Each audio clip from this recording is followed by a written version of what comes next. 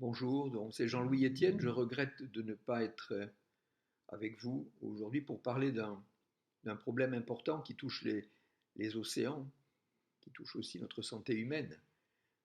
C'est la pollution par les matières plastiques, et plus largement les pollutions chimiques.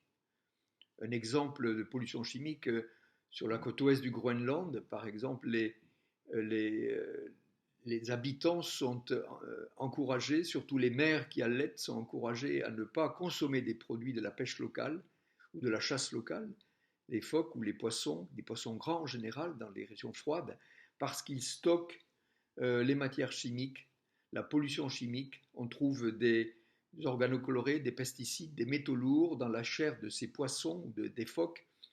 Et donc, il faut limiter la consommation et notamment les mères qui allaitent on leur recommande de ne plus manger des produits de la pêche ou de la chasse locale.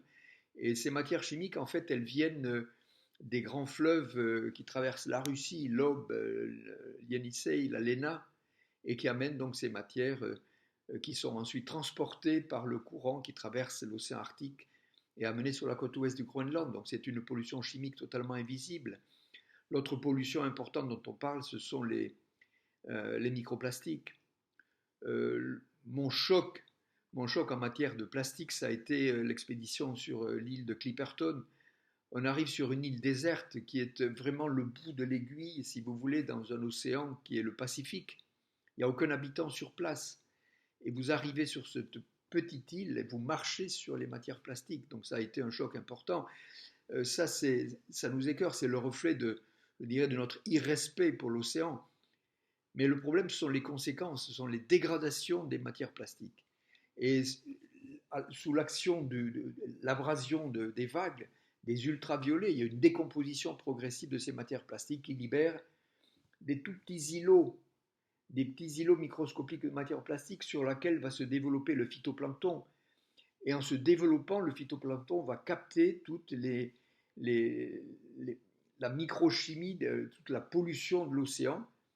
Et donc en se développant sur ces petits îlots qui sont mangés par, on va dire par le zooplancton, les copépodes, qui est mangé par la crevette, qui est mangé par le poisson, puis qui est mangé par nous, ça arrive dans l'alimentation humaine. Et donc ces matières plastiques sont bien sûr l'objet d'une réglementation importante, de plus en plus importante, et nous devons être exigeants. Je parle de l'océan, je fais une parenthèse, des dernières analyses qui ont été faites en Antarctique, donc vous voyez très très loin de nos activités humaines, on trouve sur les carottes de glace en surface déjà des microplastiques.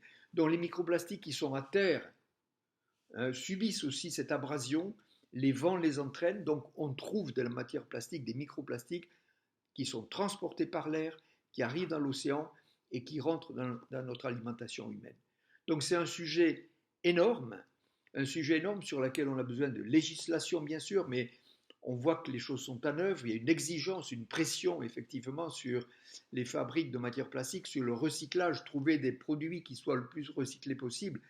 Mais encore une fois, le citoyen a sa part à part, sa part à prendre.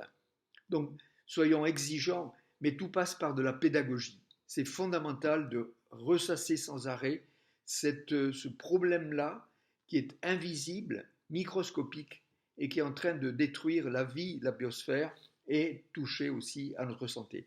Donc je le répète, chacun doit être efficace sur sa zone d'influence.